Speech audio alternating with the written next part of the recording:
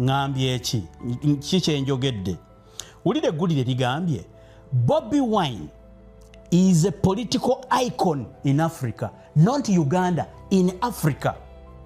Wuliriza, Bobi Wine is a political icon in Africa, not just in his native Uganda. He was once a pop star, singing songs about lives of ordinary people and the corruption of the powerful. Then he entered politics, challenging Uganda's authoritarian president Yoweri Museveni. Since then, he himself has been immortalized in song by musicians in African countries. Young people wear red berets like a symbol of resistance. Bobi Wine, who is 44, is a beacon of hope for young people on the continent dominated by aging rulers.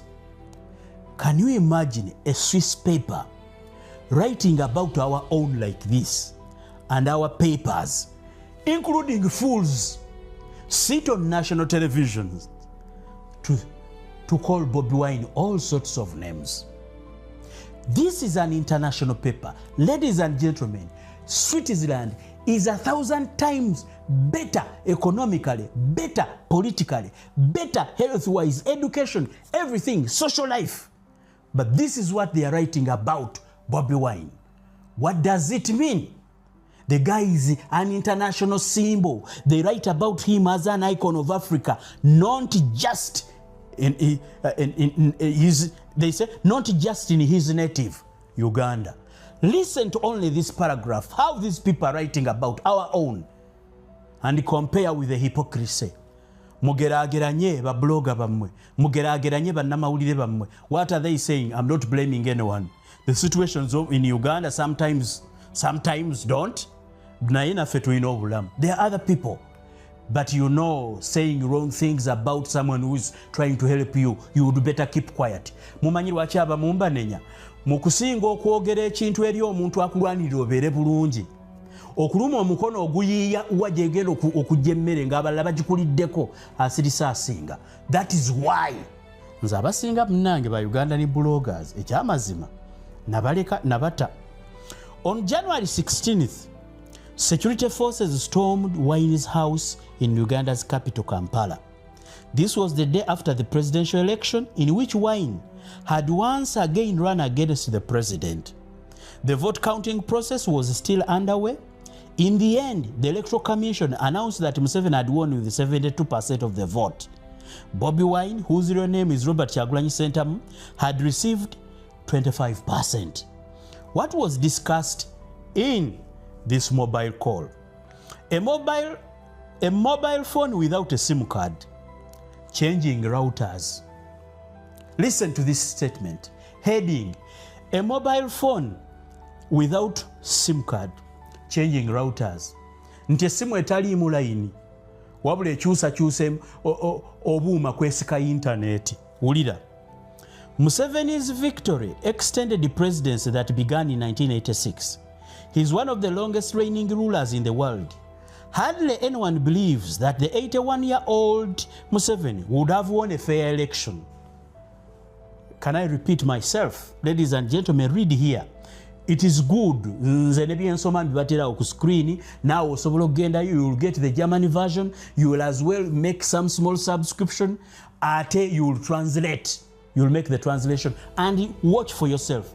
Watch the screen. What have they said?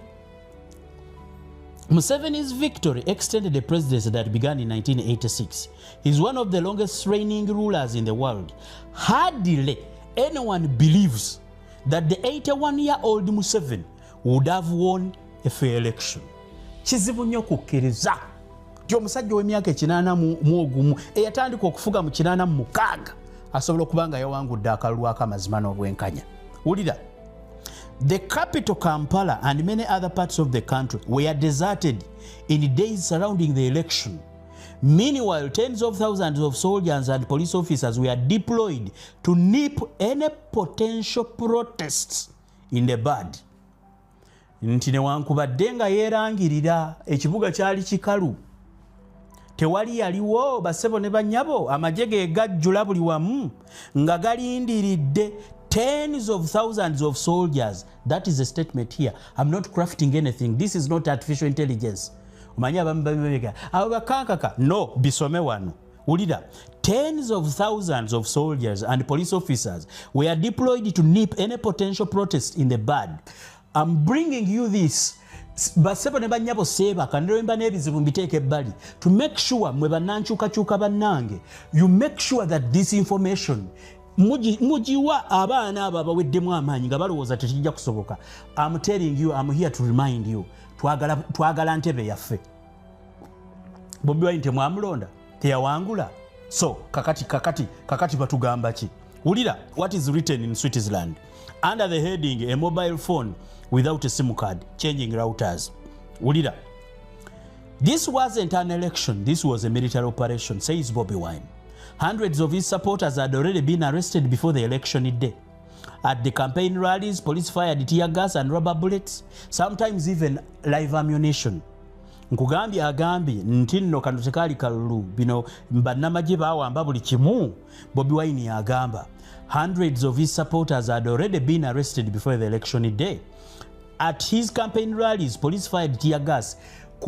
Rallies ze bakuba tear gas, amasasi ga rubber bullets, saako n'amasasi agaddala.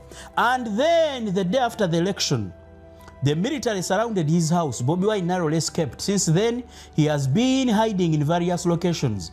He uses a cell phone without a SIM card and different Wi-Fi routers so that the regime can't track him. Ndozo tegedde omutwe guli ogwabaddeko nti essimu etaliimu layini naye ng'ekyusa obuuma obugaba yintaneti. Nti ekimubeeza n'essimu etaliimu layini kwe kubanga akyusakyusa obugabira yintaneti musibira mu bbwa mutabani wa nakyemalira aleme kumanya waali. Ulira, the good thing is people are helping me. Sometimes I just knock on the doors of acquaintances and let me in. Bobi Wine ayogera. Nkugambye ayogera na lupapula. Kigambo sobola kyatula, but gwegenda olunoonye. I'll send you a link. Olumu ku mpapula ezikyasinza okubeera ez'amaanyi lwatandikirwa 1780. He's speaking the truth.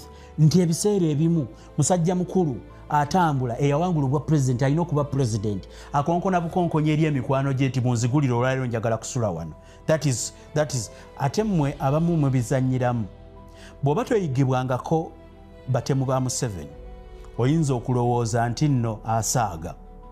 Museveni ng'oggyeko ekyokuba nti nno afugidde mu bulimba, ye kennyini kimusanyusa nnyo okutta. Singa kibadde tekimusanyusa, buli lwe bamala okutta teyaligenze kutikkira batemye bantu nakutta bantu cepe. Ye nga munnamagye ayagala afuga abantu nga batidde.